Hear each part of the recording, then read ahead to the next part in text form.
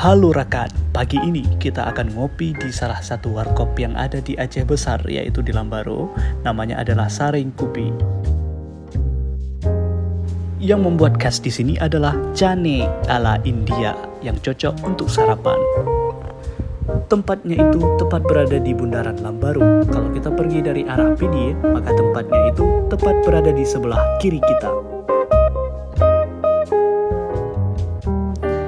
Katanya, si Babang yang berjualan ini sudah lama berjualan di Malaysia, rekan.